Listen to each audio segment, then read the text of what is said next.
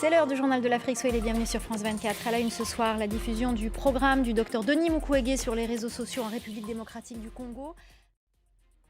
La République démocratique du Congo en pleine campagne présidentielle. Les candidats poursuivent leur tournée. Le président sortant Félix Tshisekedi est dans le Congo central, Moïse Katumbi dans le Houloué et Martin Fayoulou dans le Kwilu.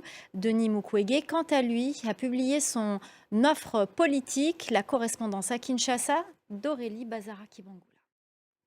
Cette attaque meurtrière à l'ouest du Cameroun, des hommes armés à moto ont attaqué le marché de Bamenyam dans le département des Bamboutos. 9 personnes ont été tuées selon le préfet. Ce soir, nous recevons Laurence Ndong, porte-parole du gouvernement de transition gabonais. Merci beaucoup d'être avec nous sur ce plateau ce soir. Alors, je le disais tout à l'heure dans les titres, vous avez depuis 2015 été dans l'opposition, vous avez milité contre le régime Bongo. Pourquoi avez-vous décidé de rejoindre ce nouveau pouvoir qui plus est militaire? La raison pour laquelle j'ai rejoint ce pouvoir.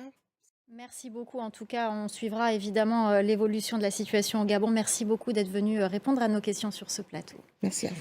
On en vient à cette nomination au Mali, une semaine après avoir repris la ville de Kidal des mains de la rébellion à dominant Touareg. Les militaires au pouvoir ont nommé le général El Hadji Gamou, gouverneur de la région de Kidal. La nomination de ce Touareg est une stratégie politique de Bamako, comme nous l'explique notre correspondant régional Serge Daniel.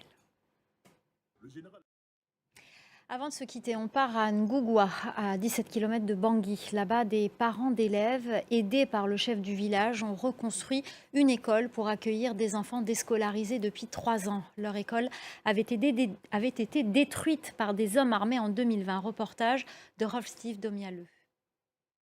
Voilà, c'est la fin du Journal de l'Afrique. Merci aux équipes en régie, merci à notre chef d'édition, Khalid Oussi, merci à nos correspondants et merci à vous pour votre fidélité. Restez avec nous, l'info continue sur France 24.